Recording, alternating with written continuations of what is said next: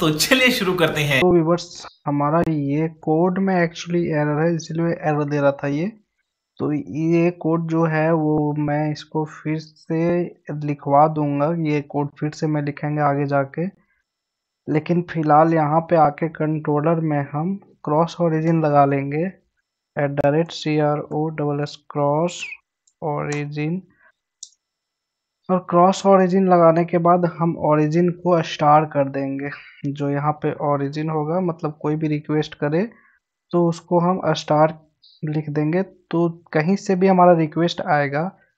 ये एक्चुअली हमें देना इसलिए पड़ता है क्योंकि हमारा जो फ्रंट एंड चल रहा है वो कोई और पोर्ट नंबर पे चल रहा होगा, और जो हमारा जो बैक एंड चल रहा है वो कोई और पोर्ट नंबर पे चल रहा है, जिसके वजह से हमें क्रॉस ओरिजिन स्टार लगाना पड़ता है। क्योंकि बैकएंड का पोर्ट नंबर जो हमारा देख रहे होंगे वो 9934 पे चल रहा है, और जो फ्रंट एंड का जो हम लोग देख रहे हैं वो हमारा 3000 पे चल रहा है।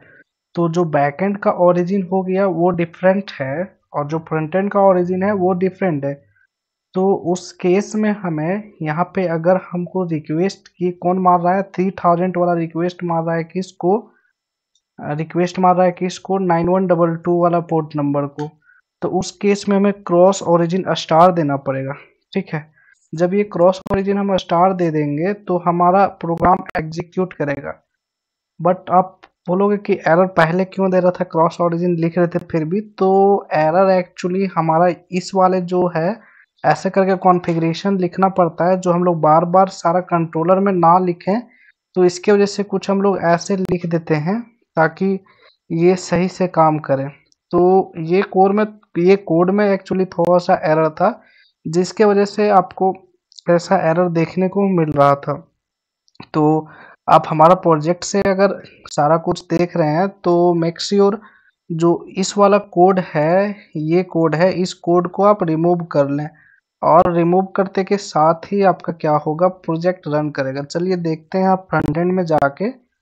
और ये हमारा बैकएंड जो है वो एग्जैक्टली स्टार्ट हो चुका है। जो ये मैसेज दे दिया, आई मीन ये टॉमकैट हमारा क्या है, टॉमकैट सर्वर स्टार्ट हो चुका है, जो कि पोर्ट नंबर किसमें 9934 में, जो कि बैकएंड था।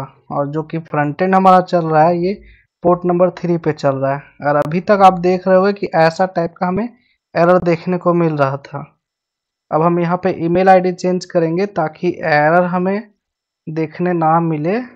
तो ऐसा कुछ ईमेल आईडी हम दे देंगे, और साइन अप पे अगर क्लिक करेंगे हम, तो अभी ये जो यूजर सेव वाला मैसेज आ गया ये, और यही है यूजर सेव वाला मैसेज अभी हमारा सक्सेसफुली काम कर रहा है। और यही हम अभी वर्कबेंच में देखेंगे तो वर्कबेंच में भी हमारा डेटा रिफ्लेक्ट कर रहा होगा। तो चलिए वर्कबेंच ओपन कर लेते। तो गाइज ये हमने अभी रजिस्टर किया है, जो M1221 नाम का कोई ईमेल आईडी है, जो कि यहाँ पे भी आप देख रहे होंगे M1121 नाम। तो सक्सेसफुली हमारा जो यूआई से क्या हो रहा है, डेटाबेस में डेटा इंसर्ट हो रहा है। तो हमारा साइन अप पेज क्या है, सही से काम कर रहा है।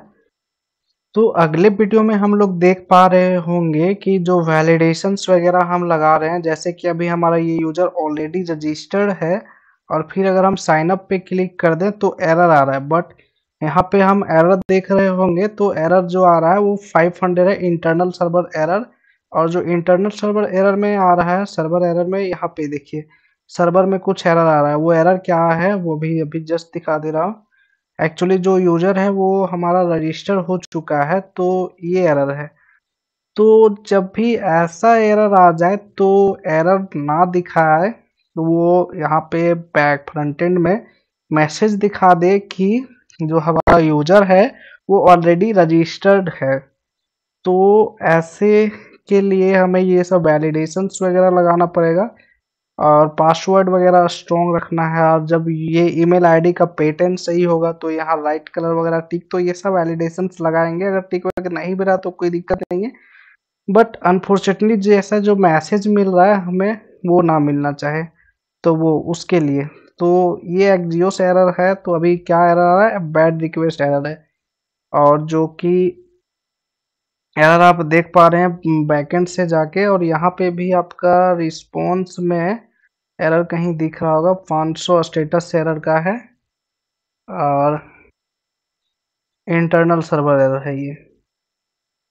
तो एग्जैक्टली इसको हमको बैकएंड से क्या करना होगा कि यूजर रजिस्टर हो रहा है तो हमें इंटरनल सर्वर एरर के जगह पे हमें कुछ देना पड़ेगा जिसमें पता चल पाए कि इंटरनल सर्वर एरर नहीं, ताकि रिटर्न करे। अगर इफ यूजर वगैरह वगैरह मिल जाए कुछ तो हम लॉजिक पीछे लिखेंगे बैकएंड में, और यहाँ पे हमारा जो एरर है ये ऐसा एरर ना देखने को मिले। जैसे कि अब पोस्टमैन में भी आके हम देख लेते हैं कि रिस्पॉन्स एग्जैक्टली क्या मिलता है अगर कोई रजिस्टर यूजर्स को हम फिर से रजिस्टर करें तो ये सब चीज़ें थोड़ा खेलना चाहिए।